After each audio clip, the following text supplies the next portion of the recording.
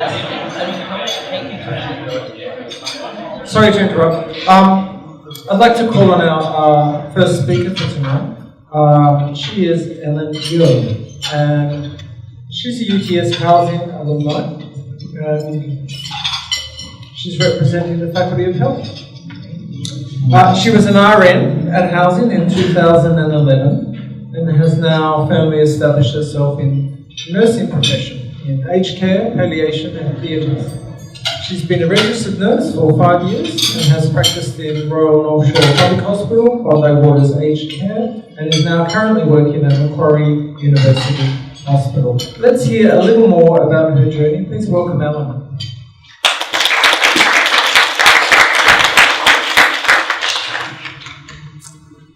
Hi everyone. Can everybody hear me okay? This is funny speaker. So I'm a registered nurse, 5 years into the field. So I'm just here to talk about a little bit about my journey from a student nurse to where I am currently. So for nurses, we go to work with many types of co-workers, from working as a part of a multidisciplinary team, that means physiotherapist, pharmacist, doctors, to working with parents and children, and even families and friends who come to visit our patients, are part of the care that we provide every day. And often in our day-to-day work, life, death, recovery, and grief are the most intense co-workers we have to work and learn to work around them and cope with them. In this short span of my career, I've learned that nurses are the first line of defense in many cases, and over the course of nursing life, we never quit learning and transitioning. There are always things like the latest piece of technology, or upgraded complex treatments, and new bundles of medications that are suddenly introduced. And within the last few years of my working life, nursing has taught me different kinds of skills and things about myself that I never knew before I started. And I realized some of the most important things were not taught in our textbooks or lectures. One of the skills that I discovered in my first year was the fact that I could drink a whole pot of coffee and still be able to go home and get to bed. And it still amazes me how long we nurses can hold our bladder for. Easily 12 hours. Yep. But then again, you would worry about if our patients peed in the last hour or so. Some job, huh? So my very first job after graduating was at an aged care facility, which also cared for palliative patients, and I recall one particular patient's case. Let's say this patient's name was Mary. Mary had some complex history of vascular condition, followed by some very severe cognitive impairments, where she eventually could not recognize the faces of her loving daughters and her granddaughters. In the last few weeks of Mary's life, it was particularly devastating to witness such a rapid deterioration of a person. And worse yet, for her granddaughters who had cared for her and loved her all their life, felt broken a little inside every day as their grandmother faded away and referred to them as ma'am or excuse me. One day, the eldest daughter of Mary came into the office in the verge of tears and said she just couldn't do it anymore. She looked exhausted and physically, mentally, and anyone could tell that this was the breaking point. As a newly graduated nurse, that was the first time a family member had ever approached me in this way. And in that split second, I thought 3 years of full-time university education was not enough to prepare me for this very crucial moment. And so, as I wasn't sure what exactly to say at the moment, all I could really do for her was just to stay calm and listen. At the end of our conversation, we were both in tears as we reflected on each other from one carer to another. And judging by her responses, I knew in some ways that she was relieved and she was assured that she was not alone in caring for her dying mother. In that moment, I realized that the university will never 100% prepare you for what is to come.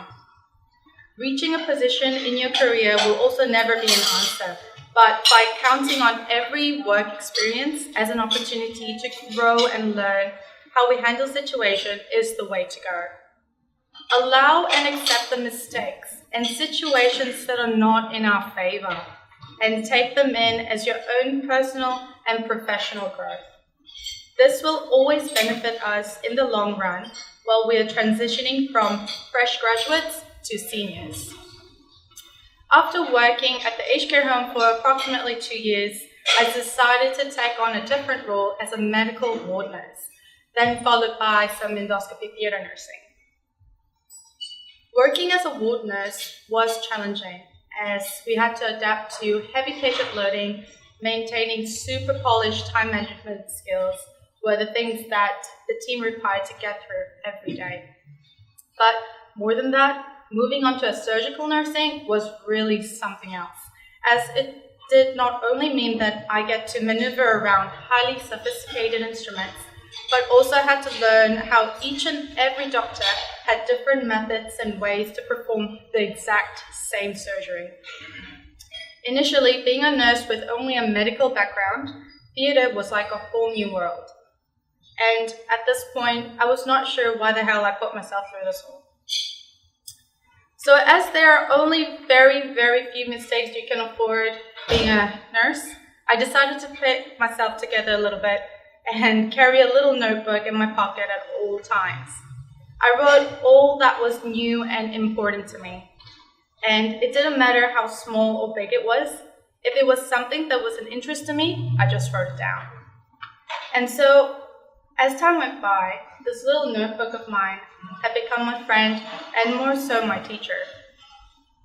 I found joy in sharing it with some of the nursing staff who also time to time relied on my scruffy writings. And along the line, some of these notes became known to my seniors, which soon became an official document at the unit and was available online for all nurses to use. It was quite a happy ending for a scruffy beginning. As a newly graduated nurse at a popular and a busy city like Sydney, getting employed at a major hospital can initially be tricky. More and more, the intake of new grad programs, which are held at major Australian hospitals, are very competitive by the year. As a nurse myself, who did not go through the new grad program, I could truly say sometimes the struggles were tedious, as at some point, finding a job was my full-time job.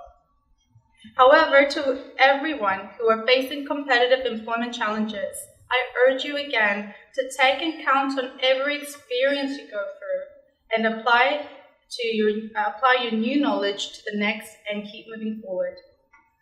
Always know that all hardship will pass like all things do, and it will be a memory to cherish and share with the next generation of co-workers one day. In the beginning of this talk, I started with how over the course of nursing life, we never quit learning and transitioning. The transition from being a student nurse to a registered nurse, or a medical nurse to a surgical nurse was not something that came easy to me. As even though there are some days at work when I'm pulling out my hair, running up and down the corridor, I know I wouldn't have it in any other way. I mean, seeing a life begin and seeing a life end, where else would you be part of something like that? This is more than a job, and this is why I'm a nurse. I hope that my talk tonight was somewhat helpful to everyone, and if you could just take one message from my talk, that is, you are not expected to know everything. Please know that you are only expected to wholeheartedly try and ask for help when you don't know. Keep it persistent and make sure you look after yourselves in the process of it all. Good luck, everybody, and thank you for your attention.